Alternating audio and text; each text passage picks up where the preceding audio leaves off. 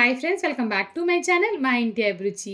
ఈరోజు వీడియోలో bachelors beginners ఈజీగా చేసుకునేలాగా ఎగ్తో అయితే ఒక రెసిపీ తయారు చేయబోతున్నాను. ఇంకా ఈరోజు అయితే మన ఛానల్లో నేను కోడిగుడ్డు కారం తయారు చేయబోతున్నానండి. చాలా ఈజీ అనమాట. దీని టేస్ట్ అయితే సూపర్ ఉంటుంది. ఇంకా ఇదైతే మనకి రసం రైస్లో కానివ్వండి, పప్పుచారులో కానివ్వండి, సాంబార్లో కానివ్వండి, ఇంకా చపాతీలకు కూడా చాలా చాలా బాగుంటుందన్నమాట.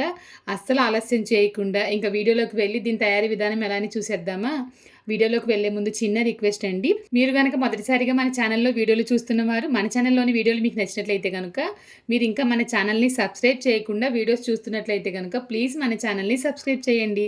మన ఛానల్లో చాలా రకాల బేకింగ్ రెసిపీస్ ఉంటాయి, కుకింగ్ రెసిపీస్ ఉంటాయి, ముఖ్యంగా ఈజీగా చేసుకునే లంచ్ బాక్స్ రెసిపీస్ ఉంటాయి అన్నమాట. ఇంకా వీడియోలోకి వెళ్ళి ఈ గుడ్డు కారం తయారీ విధానం ఎలా అని చూసేద్దాం. ప్యాన్ పెట్టాను, ప్యాన్ పెట్టి ఆయిల్ వేస్తున్నాను. ఆయిల్ వచ్చేసి మరీ వేడిగా ఉండకూడదండి, కొంచెం గోరువెచ్చగా అయ్యే వరకు పెట్టుకోవాలి, తక్కువ మంటలో పెట్టి. ఈ లోపు వచ్చేసి నేను కోడిగుడ్లు అయితే కట్ చేస్తున్నానండి. నేను ఒక 6 గుడ్లు తీసుకున్నాను, ఉడకబెట్టేసాను, చల్లారిపోయినాయి అనమాట. ఈ విధంగా 2 ముక్కల కింద కట్ చేసుకోవాలి. మీరు కావాలనుకుంటే కనుక 4-5 ముక్కల కింద కూడా కట్ చేసుకోవచ్చు. నేను ఈ రోజైతే ఈ విధంగా చేస్తున్నాను అనమాట.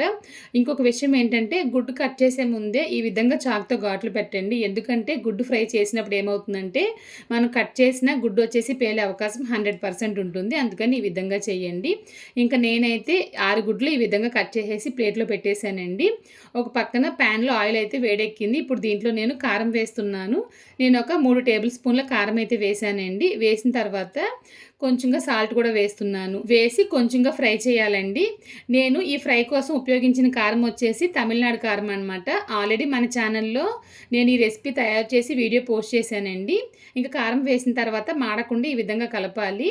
నేను ముందే చెప్పినట్లు వేడిగా ఉండకూడదు అనమాట, మరీ వేడిగా అయితే నూనె ఉండకూడదు. అలా ఉన్నప్పుడు ఏమవుతుందంటే కారం వేసిన వెంటనే మాడిపోతుంది.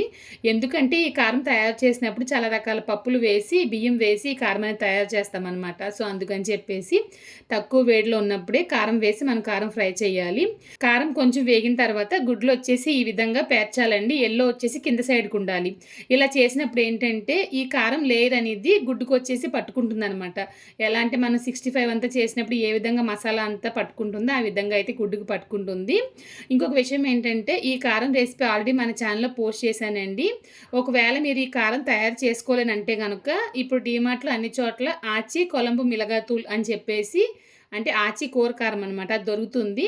దాంతో మీరు ఉపయోగించవచ్చు. ఇంకా పసుపు అంతా వేయాల్సిన అవసరం లేదు. ఎందుకంటే నేను కారం ఆడించేటప్పుడే పసుపు వేసాను కాబట్టి పసుపు అంతా వేయాల్సిన అవసరం లేదనమాట.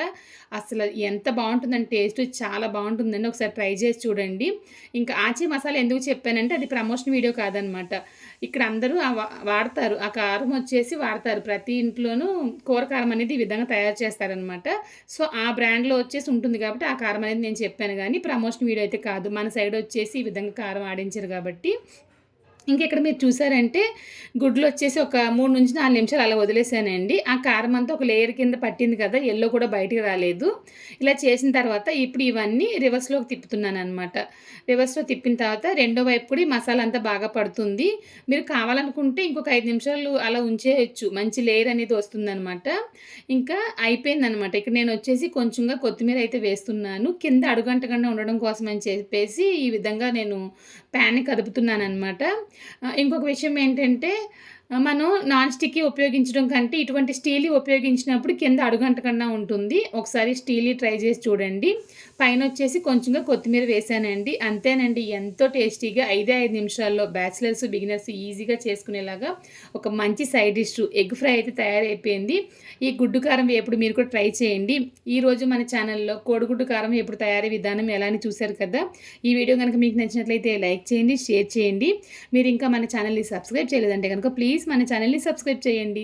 ఇంకొక వీడియోలో మళ్ళీ కలుద్దాం. Thank you.